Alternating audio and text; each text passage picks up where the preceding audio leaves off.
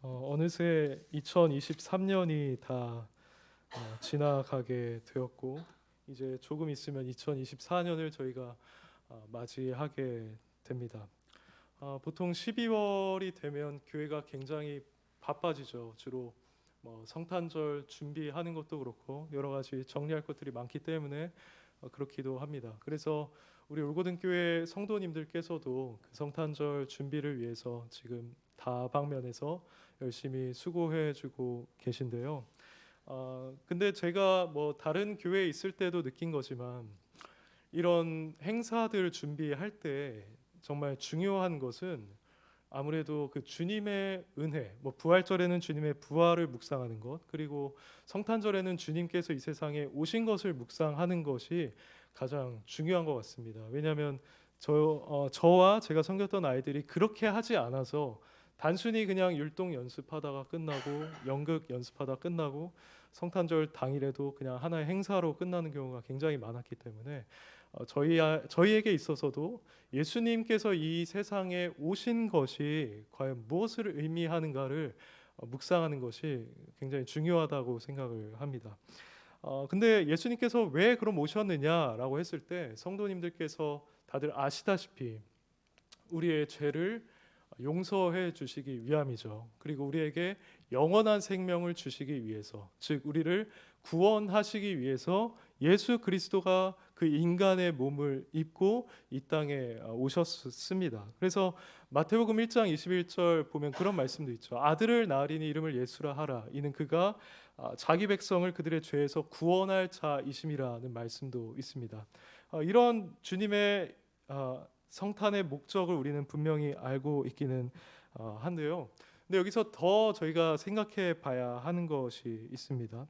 예수님께서 이 땅에 오신 것은 물론 죄 용서를 위한 것도 있지만 그것보다는 우리를 죄의 권세로부터 자유하게 하시기 위한 것도 있었습니다.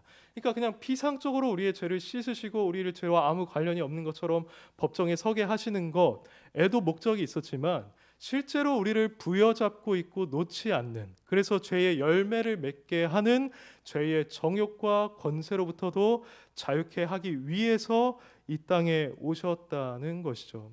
하나님께서는 애초에 그러한 목적을 가지고 예수 그리스도를 이 땅 가운데 보내어 주셨습니다. 그래서 예수님께서 죽으신 이후에 그리고 승천하신 이후에 바로 성령님을 우리에게 보내주셨죠. 한 인간이 예수 그리스도를 믿고 회심하게 될 때 받는 은혜가 바로 그 성령님의 은혜입니다. 성령님께서 우리 가운데 오시게 되면 우리 인간은 이전에 죄악을 따르던 사람에서, 그 죄의 종노릇하던 사람에서 이제는 성령을 따르는 삶으로 새롭게 변화하게 되죠. 완전히 새로운 피조물이 되는 것입니다. 그래서 이런 목적을 가지고 있다는 것을 베드로가 잘 표현했는데요. 2장 24절, 베드로전서 2장 24절에 이렇게 말합니다. 친히 나무에 달려 그 몸으로 우리 죄를 담당하셨으니 이는 우리로 죄에 대하여 죽고 의에 대하여 살게 하려 하심이라고 합니다. 이 문구를 원어로 보면 히나라는 어떤 접속사가 있는데요. 히나라는 접속사는 어떤 목적을 가리킬 때 쓰이는 접속사입니다. 그러니까 예수님께서 친히 나무에 달려 그 몸으로 우리의 죄를 담당하셨으니 그 다음에 히나가 나오는데 그 목적이 무엇이냐라고 했을 때 단순히 우리가 죄 용서함을 받는 것뿐만 아니라 우리로 죄에 대하여 죽고 의에 대하여 살게 하려 하심이라고 분명하게 얘기를 하고 있습니다. 이처럼 그리스도인은 죄의 권세에서 자유하게 된 자라고 할 수가 있는데 이것은 오늘 본문에서도 말하고 있는 바입니다. 24절을 보시면 이렇게 말하죠. 그리스도 예수의 사람들은 육체와 함께 그 정욕과 탐심을 십자가에 못 박았느니라고 말을 하고 있습니다. 여기서 그리스도 예수의 사람들은 말 그대로 예수 그리스도께 속한 자입니다. 예수 그리스도를 믿고 그 복음을 받아들이고 그분과 연합한 자를 의미하는 것이죠. 근데 그런 자가 육체와 함께 그 정욕과 탐심을 십자가에 못 박았다라고 얘기를 하는데 여기서 말하는 정욕과 탐심이라는 것은 인간 안에 근본적으로 내재하고 있는 어떤 부패성, 그리고 인간이 억지로 생각을 하든 아니면 무의식적으로 느끼든 올라오는 그런 모든 죄의 정욕들을 말합니다. 근데 그런 것들이 다 예수 그리스도를 믿을 때, 그분과 연합되었을 때 십자가에 못 박히게 되었다라는 것이죠. 그리고 본문에는 성령이라는 단어 푸뉴마가 약 7번이나 등장을 합니다. 그리고 나서 18절에서는 이렇게 말하죠. 너희가 만일 성령의 인도하시는 바가 되면이라고 얘기를 합니다. 그리고 25절을 보면 만일 우리가 성령으로 살면이라고도 말을 하죠. 이것이 저희들에게 시사하는 바가 무엇이냐 하면 예수 그리스도를 믿는 자들은 마땅히 성령님을 받은 자들이고 그 성령의 지배와 영향력 가운데서 살아가는 자다라는 말입니다. 근데 이러한 은혜는 사실 굉장히 초자연적인 은혜라고 말을 할 수가 있습니다.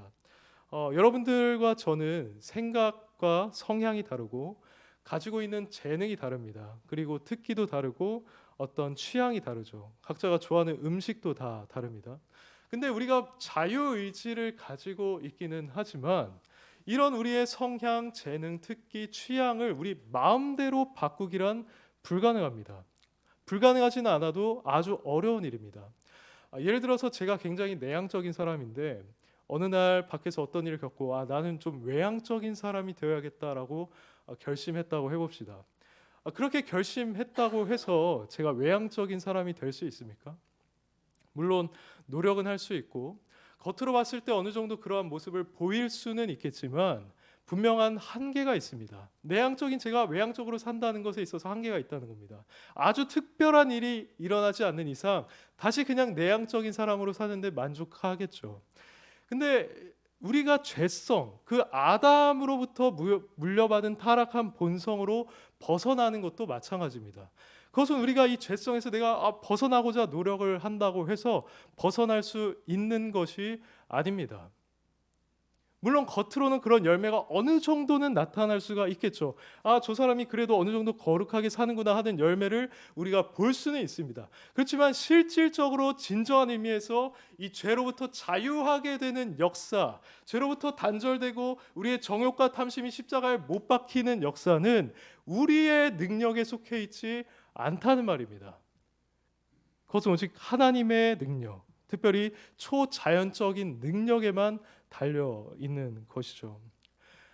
하나님께서는 이 세상을 창조하셨던, 그러니까 말씀 한마디로 창조하셨던 그 능력으로 우리가 예수님을 믿을 때 우리 안에 역사를 해 주십니다. 그래서 죄악에 빠져 있던 우리의 마음, 죄악을 사랑하고 있던 우리의 마음을 완전히 변화시키시고 바꾸어 주시죠.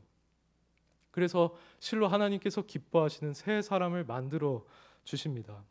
그래서 우리의 인생의 목표가 바뀌게 되고 우리가 가치를 두는 것이 바뀌게 되고 이전엔 죄가 너무나 달콤하고 거기에 빠져서 살았었는데 더 이상 거기에서 달콤함을 느끼지 못하게 되는 아주 놀라운 일이 발생하게 되는 겁니다.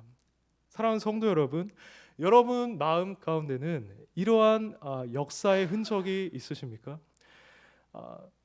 이게 바뀐다라고 하는 것은 사실 우리의 성격이나 성향 또는 우리의 재능과 특기가 바뀌는 것보다 더욱더 어렵다고 할 수가 있습니다. 왜냐하면 이 죄성이라는 것은 애초에 우리가 아담으로부터 물려받아서 아주 근원적인 우리의 심령 가운데 자리하고 있기 때문이죠.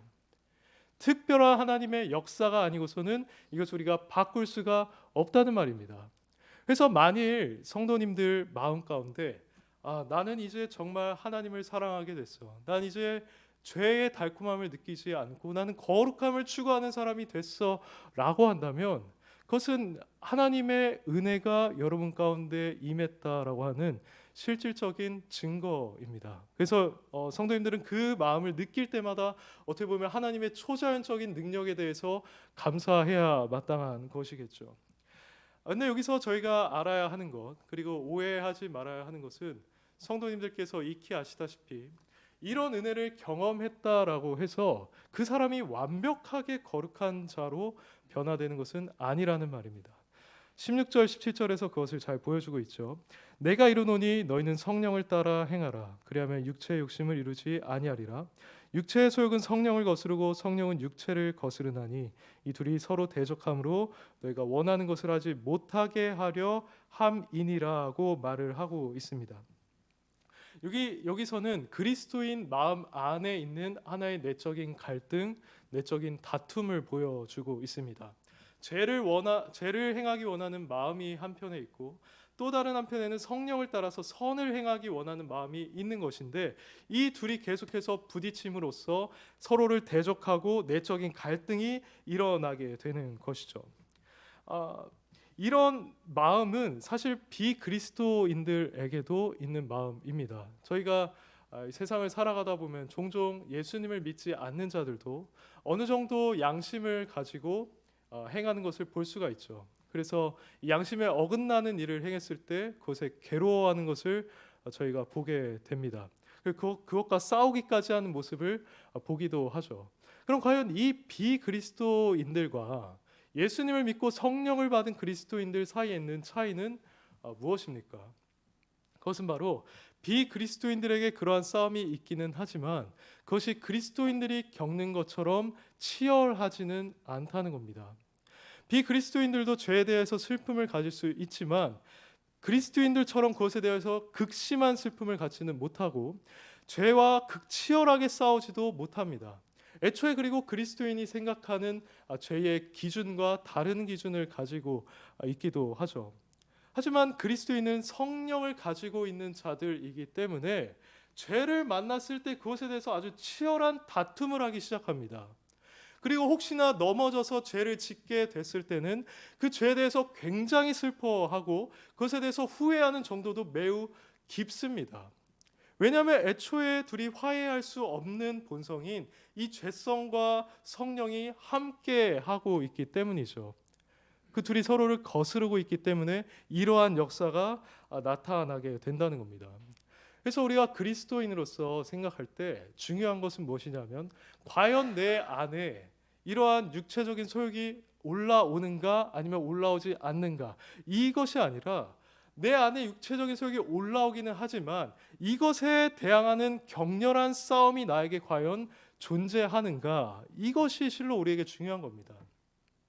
우리가 거듭남에 대해서 생각할 때 이것이 중요한 기준 중 하나가 됩니다. 거듭나지 않은 자는 죄에 대해서 아무런 반응도 하지 않는 반면에 거듭난 자는 성령으로 거듭나서 죄에 대해서 미워하고 그것과 치열하게, 그리고 히브리서 말씀처럼 피 흘리기까지 싸우려고 하는 그런 성향이 있다는 것, 이게 우리로 하여금 구원받은 자인가 아닌가를 분별하는 중요한 기준이 된다는 것이죠. 17절의 말씀을 한번 볼까요? 육체의 소욕은 성령을 거스르고 성령은 육체를 거스르나니 이 둘이 서로 대적함으로 너희가 원하는 것을 하지 못하게 하려 함이니라고 말하고 있습니다. 여기서 너희가 원하는 것은 두 가지로 해석이 가능합니다. 하나는 죄를 원하는 마음일 수도 있고요. 또 하나는 성령님을 따라서 선을 행하는 마음일 수도 있습니다. 본문의 17절만 보면은 사실 두 가지 해석 다 가능하다고 할 수 있기는 하지만 본문의 전반적인 문맥이나 바울이 강조하고 있는 것을 고려했을 때는 죄를 행하지 않게 되는 것, 그러니까 성령님에 의해서 죄를 행하지 않게 되는 것을 의미합니다. 하지만 분명한 것은 어쨌든 이 서로 대적함으로써 치열한 갈등과 다툼이 존재한다라는 것이죠. 근데 만약에 누군가 이런 성령을 가지고 있지 않는다라고 한다면 그는 어쩔 수 없이 육체의 일에 빠져 들어가게 됩니다. 그 육체의 일이란 무엇인가 했을 때 그것이 바로 19절부터 나타나 있죠. 19절부터는 약 15개의 육체의 일의 목록을 말하고 있습니다. 근데 이것은 우리가 분류를 한 4가지 정도로 할 수 있는데, 첫 번째는 성적인 죄이고, 두 번째는 종교적인 죄이고, 세 번째는 관계적인 죄입니다. 그리고 네 번째는 방탕함에 빠지는 개인적인 죄이죠. 먼저 첫 번째로 성적인 죄에 해당되는 것은 이 19절에 있는 음행과 더러운 것과 호색입니다. 여기서 음행과 더러운 것이라는 말은 금지된 성생활을 일삼는 것을 의미합니다. 그리고 호색이라는 것은 여기서 잘못 번역되었다고 볼 수 있는데 사실 방종이라는 말에 가깝습니다. 그러니까 성적인 죄를 포함한 여러 가지 다양한 죄들을 아무런 부끄러움 없이 또는 두려워하는 마음 없이 뻔뻔하게 짓는 것을 이 호색 또는 방종이라고 할 수 있는 것이죠. 비그리스도인들은 이 그 마음 안에 성령님이 존재하지 않기 때문에 당연히 육신의 만족을 추구할 수밖에 없겠죠. 그러다 보니 이러한 성적인 죄에 탐닉하게 됩니다. 근데 우리가 성적인 죄라고 했을 때 사실 그것은 행위적인 죄만을 말하는 것은 아니겠죠. 우리가 말로 하는 성적인 범죄라든지 아니면 예수님께서 말씀하신 것처럼 마음으로 또는 생각과 상상으로 짓는 성적인 죄도 다 이 음행, 더러운 것, 호색에 포함된다라고 할 수 있습니다. 물론 비그리스도인들은 이러한 죄들을 오늘날 심각한 죄로 여기지 않고 있죠. 그들은 뭐 저희가 죄로 생각하는 혼전 순결을 어긴다는 것이나 아니면 음란물을 주기적으로 시청하는 것이 죄라고 말하지 않습니다. 오히려 자연스럽게 생각을 하고 있고 심지어 전문가들도 그것을 권장하고 있는 상황이죠. 이럴 때일수록 저희는 깨어서 이런 음란, 더러운 것 또는 방종에 빠지지 않도록 부단히 깨어서 경계해야만 할 것입니다. 두 번째는 종교적인 죄인데요. 20절에 있는 우상 숭배 그리고 주술이 바로 이 죄에 해당이 됩니다. 우상 숭배는 여러분들께서 아시다시피 하나님을 어떤 형상의 모습으로 대체해서 그것을 섬기는 것을 가리키는데 이 또한 자신의 눈으로 볼 수 있는 신을 섬기기를 원하고 그것을 실천한다는 점에서 육체에 속한 일이다라고 할 수 있습니다. 근데 저희가 뭐 오늘날 특별히 어떤 불상 같은 걸 섬기고 있지는 않으니 그것보다 더 깊은 의미를 생각해 볼 필요가 있는데요. 그것은 바로 탐심입니다. 탐심. 성경은 탐심이 곧 우상숭배라고 얘기를 하죠. 우리가 가지고 있는 어떤 물질을 하나님보다 더욱더 귀하게 여기고 그것을 섬기고 있다라고 한다면 저희는 우상숭배하는 죄에 빠져 있는 것입니다. 그것을 분명히 알고 경계할 필요가 있겠죠. 왜냐하면 저희는 이 세상에서 어쨌든 돈을 벌고 살아야 하는 존재이기 때문에 우리도 모르게 그 돈을 의지하는 상황이 얼마든지 발생할 수가 있기 때문입니다. 근데 여기서 주술이라고 하는 말은 뭐 마술을 부리기 위해서 약물을 맞는다든지 아니면 예언을 듣는다든지 하는 것을 의미하는 단어이긴 합니다. 근데 어쨌든 비그리스도인들은 육신에 속해서 이렇게 우상 숭배를 하거나 아니면 돈을 따라서 살아가거나 이렇게 신비적인 일들에 따라가게 된다는 것을 오늘 본문에서 보여주고 있습니다. 세 번째는 관계적인 죄인데요. 여기는 꽤 많은 죄가 포함되어 있습니다. 20절에 있는 원수 맺는 것부터 시작해서 분쟁, 시기, 분냄, 당짓는 것, 분열함, 이단, 투기까지가 관계적인 죄에 포함이 됩니다. 근데 이 죄는 사실 우리가 살아가면서 가장 많이 접하는 죄가 아닌가 하는 생각이 듭니다. 어느 공동체라고 해도 사실 어떤 사람이 누군가를 마음에 들어 하지 않으면 그때부터 이제 그 사람과 원수를 맺기 시작하죠. 그리고 자신과 마음을 같이 하는 사람들끼리 하나의 당을 짓습니다. 그리고 상대방이 속한 당과 분쟁을 하게 되고 분열을 하게 되고 또 이런 상황 속에서 시기하고 또 뭔가 수가 틀리면 분을 내는 것이 어떻게 보면 굉장히 자연스러운 일이죠. 저도 신학을 하기 전에 뭐 짧지만 사회 생활을 했었는데요.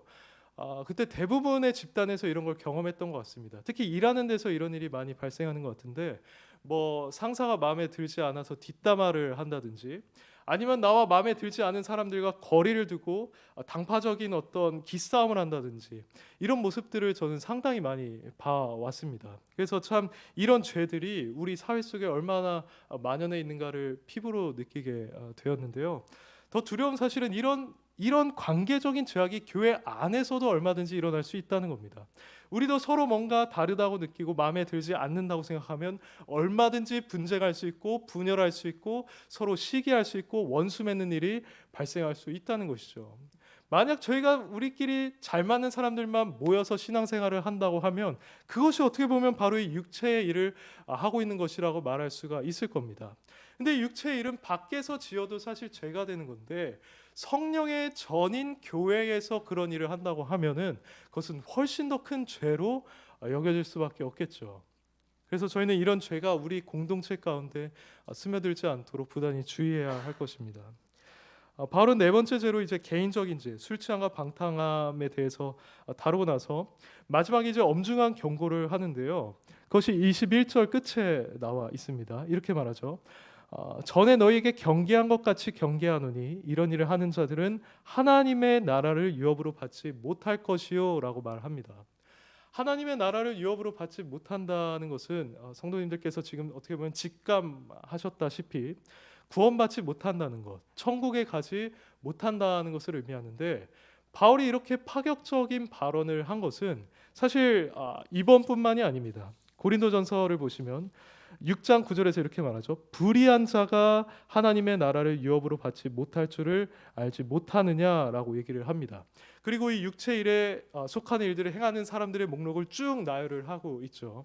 그리고 에베소서 5장 5절에서도 이렇게 말합니다. 너희도 정녕 이것을 알거니와 음행하는 자나 더러운 자나 탐하는 자 곧 우상 숭배자는 다 그리스도와 하나님의 나라에서 기업을 얻지 못하리니라고 말을 합니다. 그럼 여기서 저희가 생각해 봐야 하는 것은, 그럼 우리도 사실은 이런 죄를 한 번쯤은 회심한 뒤에 저질렀는데, 그럼 우리도 결국 하나님 나라를 유업으로 잊지 못한다는 것인가? 라고 생각해 볼 수가 있습니다. 근데 만약 그렇다고 한다면 그 누구도 하나님의 나라를 유업으로 이어받을 수가 없겠죠.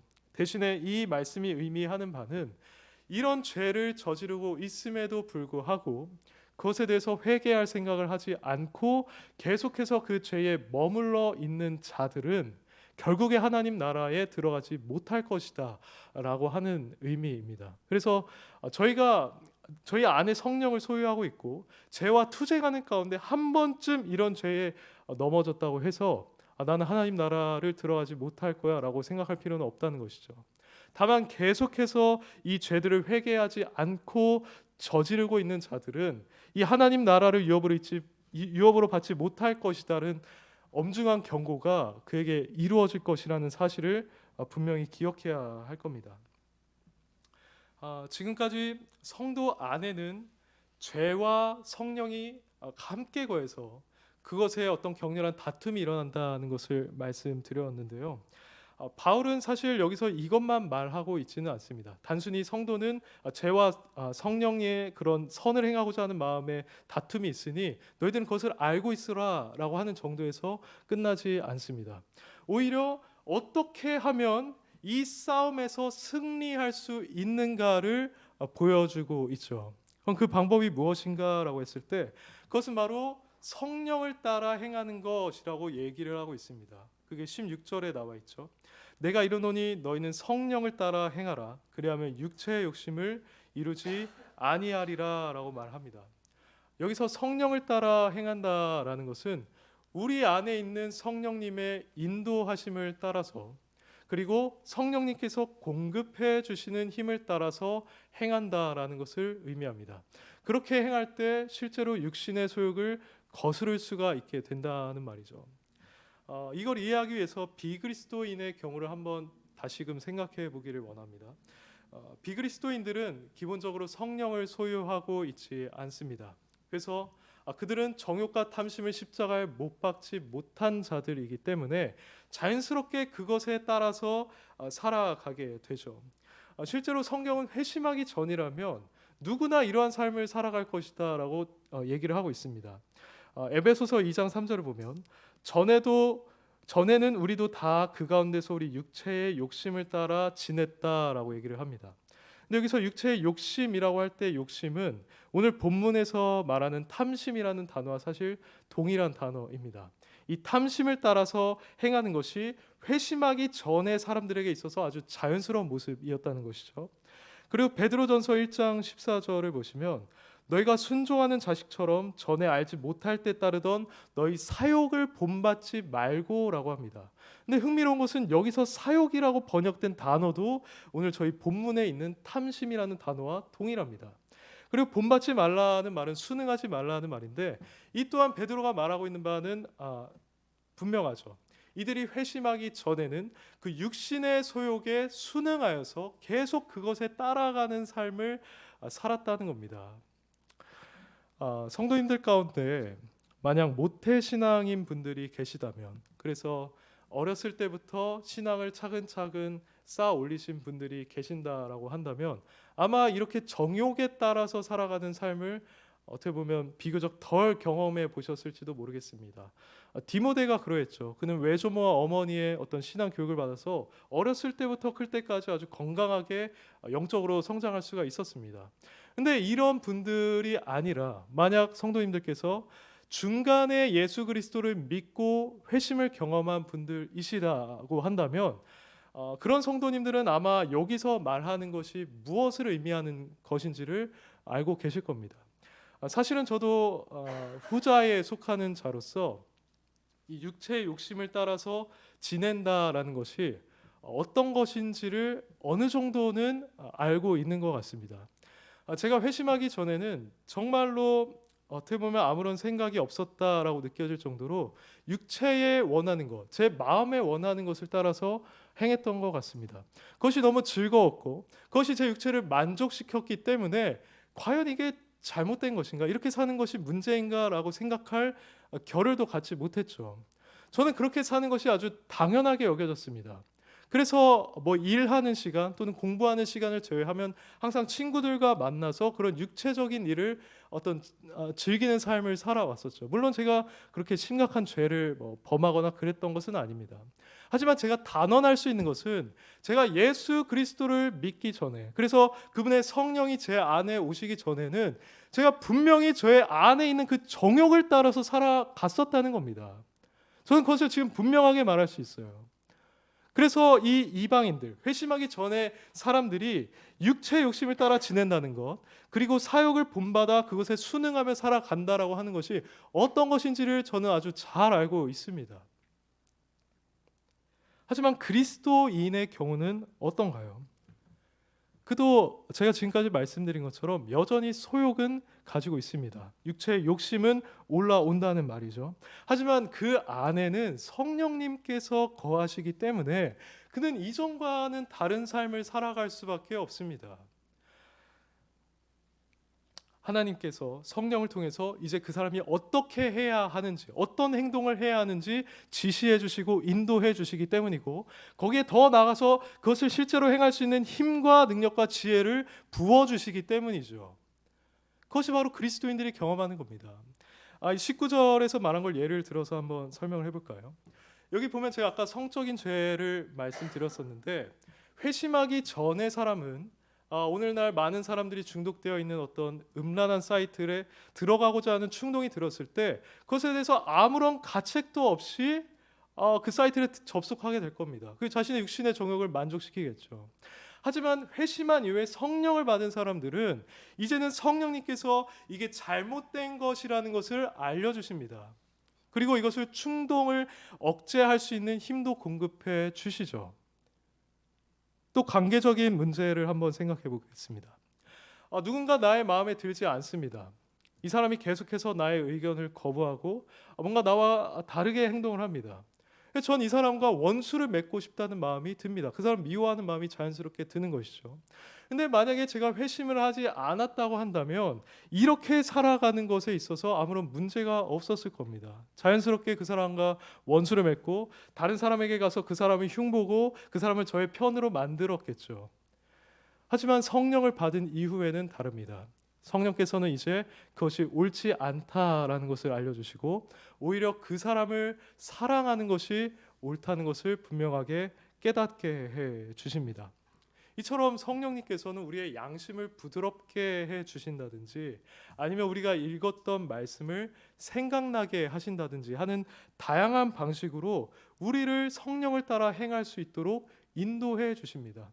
사실 이것이 정상적인 것이죠. 왜냐하면 성령님은 그리스도의 영이시고 또 우리로 하여금 하나님의 뜻을 행하게 하는 새 언약의 영이시기 때문에 그 영이 우리 안에 있다라고 한다면 이런 변화는 당연할 수밖에 없는 겁니다.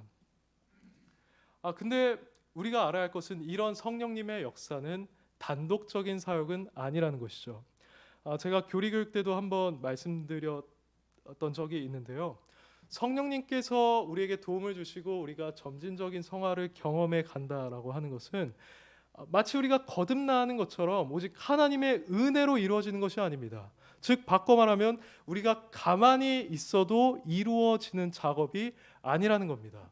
그보다는 성령님과 우리가 함께 해야만 하는 신인 협력적인 일이기 때문에 우리는 거룩하게 된 우리의 의지를 가지고 그분의 뜻에 협력해야만 합니다. 그래야만 우리가 진정으로 성화를 이루어갈 수가 있는 것이죠. 그래서 우리 성화에 있어서 관건은 무엇이냐 하면은 과연 내가 내 마음에 이렇게 부담을 주시는 성령님의 뜻에 순종하는가에 있습니다. 성령님이 지금 나에게 이런 뜻을 막 알려주고 계시고 나의 양심에 부담을 주고 계시는데 과연 나는 이 부담에 대해서 어떻게 반응을 하는가에 우리의 성화가 달려 있다는 것이죠. 성도님들은 어떻습니까? 성도님들에게 지금 하나님께서 주고 계시는 거룩한 부담은 무엇입니까? 그 부담에 여러분 자신을 맡기고 계십니까? 혹은 그 부담에 대해서 지금 무시하고 계시진 않습니까? 그것을 외면하고 계시지는 않습니까? 그렇다라고 한다면 오늘 말씀이 성도님들에게 주시는 하나님의 말씀이라고 믿으시고 지금부터라도 성령을 따라서 행하는 성도님들이 되시기를 소망합니다. 물론 우리가 그렇다고 해서 아예 이런 육신의 일에 넘어지지 않을 수는 없습니다. 하지만 그렇다고 해서 포기할 수도 없다는 말이죠. 만약 우리가 거룩하게 되는 것을 포기하고 계속해서 이런 육신의 정욕 가운데 안주하고 있다면 성경은 그것이 바로 성령님을 근심케 하는 것이다라고 얘기를 하고 있습니다. 조금 더 원어를 풀어서 설명하자면 성령님을 슬프게 하는 것이다라고 말합니다. 또 데살로니가전서에서는 이렇게 말하죠. 그것은 성령을 소멸시키는 것이다라고 합니다. 근데 여기서 소멸시키다라는 단어는 저희가 불을 끌 때 그 끄다라는 동사 또는 불을 진화하다라는 동사가 바로 이 소멸하다라는 동사입니다. 그러니까 저희가 만약 성령님이 막 이렇게 우리 안에 거룩한 부담을 주시고 열정을 주시는데 이것을 외면하고 계속 거부하고 자신 마음에 원하는 대로만 살아간다면 이렇게 불일 듯 일어나는 성령님의 역사를 계속 꺼뜨리는 일이 된다는 것이죠. 이것과 관련해서 아주 적절한 예화가 있어서 여러분들께 소개해드리기 원하는데요. 한 대학생이 있었습니다. 근데 그 대학생이 이제 입학을 하고 나서 어떤 여학생을 보게 됐는데 여학생이 이제 마음에 든 것이죠. 짝사랑을 하게 됐습니다. 근데 어느 날 이 여학생으로부터 갑자기 연락이 왔는데 그 주일 아침에 자신과 함께 놀러 가지 않겠느냐는 겁니다. 이 친구는 당연히 원하던 바이니까 수락을 했죠. 그래서 이제 그 약속 장소로 가는데 이 친구 마음 안에 계속 부담이 있는 겁니다. 아니 이 주일에 내가 교회를 가지 않고 이렇게 뭐 여자와 놀러 가도 되는 것인가 하는 부담이 들었던 것이죠. 근데 어쨌든 그는 그걸 이기지 못하고 결국 다녀왔습니다. 근데 다녀와서 이제 막 울고불고 회개를 한 겁니다. 제가 다시는 그렇지 않겠습니다라고 회개를 한 겁니다. 근데 그러다 한 달 정도 지나자 이제 또 그 여인에게 연락이 왔습니다. 연락이 와서 이번에는 하나 더 나아가서 이제 주말마다 자신과 학원을 다니지 않겠느냐는 제안을 받았습니다. 그때 이 청년이 지난번에 했던 그 회개했던 경험, 결단을 잊어버리고 또 이번에도 덜컥 수락을 해버렸습니다. 근데 처음에는 다시 그 성령님의 음성이 어떻게 보면 들렸던 거예요. 이렇게 하면 안 돼. 다시 취소를 하자라는 마음이 계속 들렸습니다. 근데 이 친구가 이번에는 이것을 완전히 무시해버리기로 결단을 하게 됐습니다. 그냥 외면하고 이런 생각이 들 때마다 음악을 들으면서 잊어버리려고 했던 것이죠. 그래서 주일이 돼도 교회를 가지 않고 학원을 다녔습니다. 근데 문제는 무엇이냐면 처음에는 이런 성령님의 음성이 들어서 양심의 부담이 있었는데 한 달이 지나고 두 달이 지나고 시간이 지날수록 점점 성령님의 그런 음성이 희미해지더니 나중엔 아예 그런 음성이 들리지 않게 되었다는 겁니다. 이게 무엇을 말하느냐 했을 때 결국에 성령님께서 어떻게 소멸하시게 되느냐를 보여준다고 할 수가 있겠죠. 물론 저희가 믿는 바로는 성령님은 소멸하시는 분이 아니십니다. 그리고 저희가 믿는 신학을 따랐을 때도 성령님은 결코 택한 자를 버리지 않으시죠. 그를 떠나지 않으신다는 말입니다. 하지만 우리는 분명 이런 바울의 경고, 너희들 제발 성령을 소멸하지 말라, 성령을 따라 행함으로써 계속해서 그분 안에 거하고 그 불꽃이 살아있게 해라 라는 그러한 경고를 우리는 엄중히 받아들일 수 있어야만 합니다.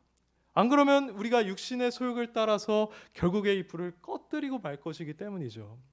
오늘 본문 21절에서 이런 일을 하는 자들은 하나님 나라를 유업으로 받지 못할 것이요 라고 하는 말씀도 사실은 마찬가지입니다. 아까 말씀드린 것처럼 우리가 한 번 죄를 지었다라고 해서 난 하나님 나라를 유업으로 이어받지 못할 거야 라고 생각할 필요는 없겠지만, 이 말씀은 다른 말씀처럼 우리에게 분명한 두려움으로 다가와야 합니다. 만약 우리가 성령을 따라 행하지 않고 육신을 따라서만 행하게 된다면, 그리고 그것에 대해서 회개하지 않고 계속 거기에만 머무르게 된다면, 그럼 나도 하나님 나라를 유업으로 받지 못할 수도 있겠구나라고 하는 거룩한 두려움을 가져야 마땅하다는 것이죠. 사랑하는 성도 여러분, 우리가 성령님을 따라서 행하는 자들이 되기를 원합니다. 우리는 성령을 받은 자들이고 그분이 지금도 생생하게 우리 안에서 역사하고 계십니다. 그분이 우리와 동행하고 계시고, 우리가 이 괴로움 많은 세상 속에서 신앙생활을 하면서 하나님께 영광 돌리는 삶을 살도록 하기 위해서 그분이 우리에게 선물로 주어졌습니다. 그분이 계속해서 우리를 인도해주고 계시고 우리에게 새 힘과 능력과 지혜를 공급해주고 계시다는 말입니다. 전 이것을 어느 정도 경험했던 것 같습니다. 제가 뭔가 제 스스로에게 마음에 들지 않는 어떤 생활 습관이 있었을 때 그것을 두고 주님께 간절히 기도하면 성령님께서는 어떻게든 아무리 오랜 시간이 걸린다 하여도 결국에는 그 습관을 끊어낼 수 있는 힘을 주셨습니다. 그리고 지혜를 주셨어요. 더 나아가서 성령님은 이런 힘과 지혜뿐만 아니라 우리의 삶에 처해 있는 상황을 섭리하셔서라도 우리를 도와주십니다. 그러니까 이런 선하신 성령님이 우리와 함께하고 계시기 때문에 우리가 마땅히 해야 할 일은 이런 성령님께 우리 자신을 내어 드리는 겁니다. 그분이 우리를 지배할 수 있도록 우리를 그분께 맡겨 드리는 겁니다. 그렇게 할 때 저희는 오늘 본문 22절부터 말하고 있는 그 성령의 열매를 자연스럽게 맺게 되는 겁니다. 육체는 일이라고 표현을 하고 있고 성령의 열매는 열매라고 표현을 하고 있어요. 이것이 시사하고 있는 바는 성령의 열매는 우리가 막 열심히 해서 이루어야 할 일이 아니라 우리가 성령을 따라서 행할 때, 여기서 행한다는 말은 원어로 걷다는 말이거든요. 저희가 성령을 따라서 한 걸음 한 걸음 하루하루 걸어갈 때 이런 열매가 자연스럽게 맺히게 된다는 겁니다. 그러니 오늘 말씀을 기억하시면서 여러분들 삶 속에서 항상 성령님을 따라서 행하기를 선택하는 성도님들이 되시기를 바랍니다. 그렇게 하신다면 성도님들의 삶에서는 거룩함에 있어서 진보가 있을 것이고, 하나님께서 내가 완전하니 너희도 완전하니라고 하셨던 말씀처럼 우리도 주님 안에서 완전한 자들이 될 수가 있을 것입니다. 물론 100% 완전하지는 않다 할지라도 그리스도의 장성한 분량에 이르러서 그분께서 기뻐하시는 일을 우리가 얼마든지 행할 수가 있게 될 것이고, 우리가 다른 이들에게 복음을 전할 때도 그들은 우리를 보고 이 복음이 정말 그럴듯하구나, 받아들일 만하구나 라고 생각을 하게 될 겁니다. 그리고 우리가 지금 한 몸으로 이 교회의 부름을 받았는데 각 지체로서 우리가 이 교회를 세워가는 일도 넉넉히 감당할 수가 있게 될 것입니다. 저는 우리 올고든 교회 공동체가 정말 이러한 공동체 되기를 원합니다. 우리 가운데 이 사랑과 희락과 화평 그리고 충성, 온유, 절제를 포함한 9가지의 열매가 맺힌다면 얼마나 아름다운 공동체가 될까요? 부디 이러한 열매로 가득한 저와 여러분이 되기를 예수 그리스도의 이름으로 축원합니다.